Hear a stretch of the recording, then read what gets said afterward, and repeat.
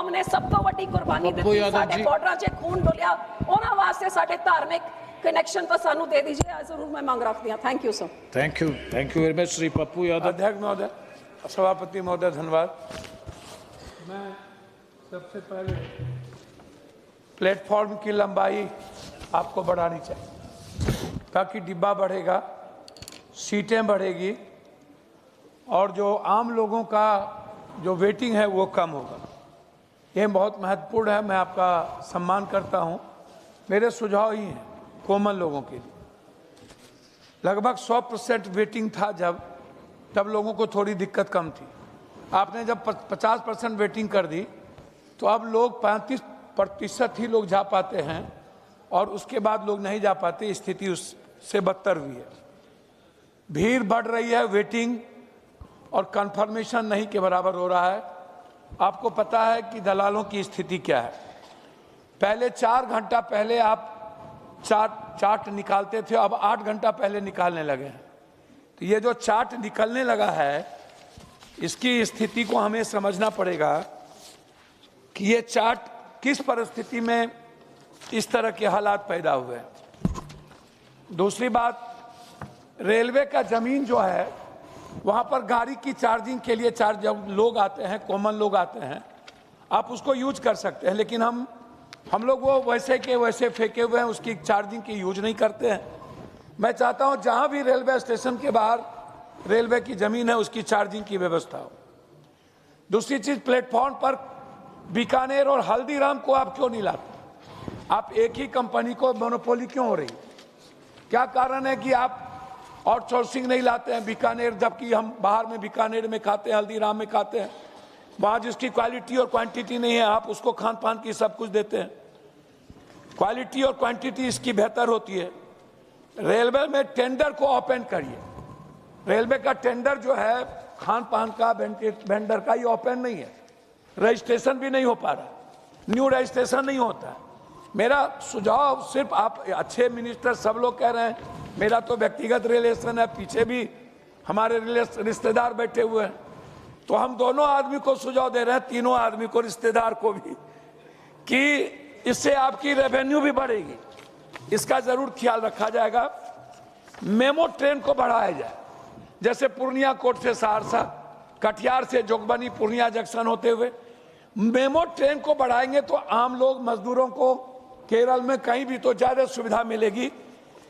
RPF और GRP जितना cases होता है उसमें 1.2% भी सजा नहीं हुआ। क्राइम बढ़ने का सबसे बड़ा कारण आरपीएफ, जीआरपीएफ। आपने क्या किया? 12 सालों से आप कह रहे हैं कि सरकार बेहतर चल रही है।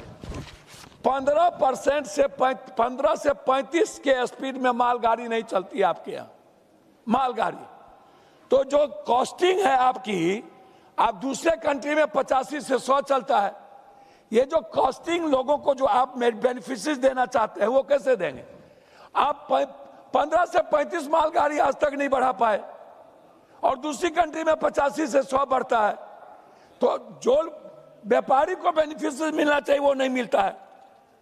आरसीटीसी में नए वेंडर का जो रजिस्ट्रेशन क्यों नहीं? 60 से 70% आरके ग्रुप को क्यों मिलता है? राजधानी ट्रेन में खाना क्यों बेचने लगे? जब आप एक जगह दे रहे हैं तो वहां चाय ले लो चाय, मटन ले लो मटन। ये क्यों? इस तरह की चीजें क्यों होने लगी? दूसरी चीज, महिलाओं के लिए मेरा आग्रह है आपसे, निचला वर्ग जो है महिलाओं को आप कंफर्म कीजिए। जब महिला हो तो उसको मिडिल और बीच वाला नहीं मिलना चाहिए। महिलाओं की शौचालय सबसे इंपॉर्टेंट है। यदि पुरुष का 2 बार होता है, 5 बार, महिलाओं का 20 बार होना चाहिए।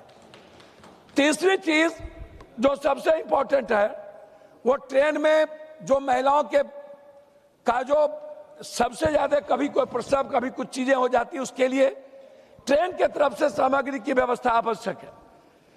महिलाओं को आप 33% रिजर्वेशन दीजिए हर कीमत पर, कि महिलाएं नौकरी में, जो लोअर क्लास है, मिडिल क्लास के लोग हैं, 33% महिलाएं, बच्ची को जो इंटर की हुई है उसको आप रेलवे में आप भर्ती में जॉब में लाइए।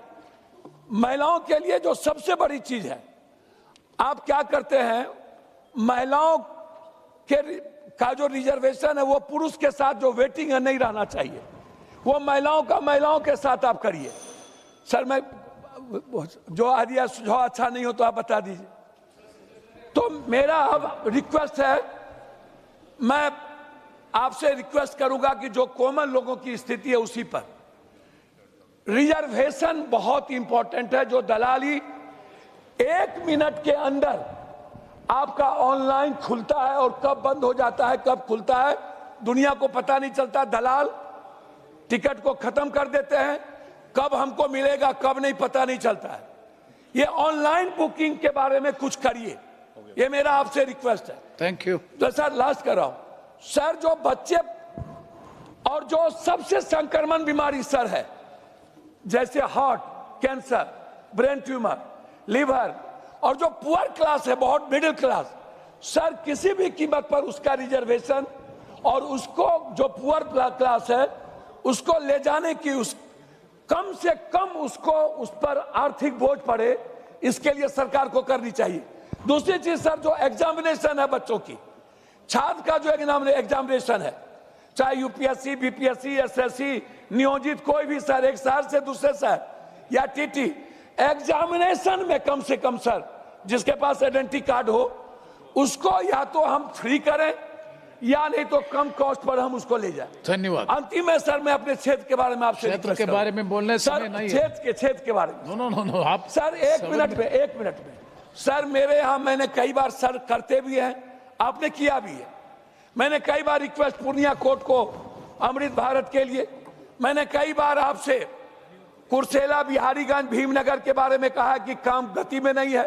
मैंने कई बार जलालगढ़ से आपने लास्ट करो, आधा मिनट सर, जलालगढ़ से आपने किशनगंज कर दिया, लेकिन जलालगढ़ से बनमनखी और बिहारीगंज से कुशेश्वर रास्ता आपने धाम से दे दिया नौगछिया, आपने बैजनाथ धाम से नौगछिया, अब सिंहेश्वर।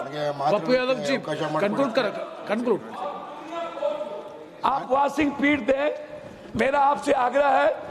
आपने सब कुछ दिया, कुछ नई ट्रेनें को पूर्णिया कोर्ट से थैंक यू सीधा माननीय सुनील बोस अध्यक्ष, इंದು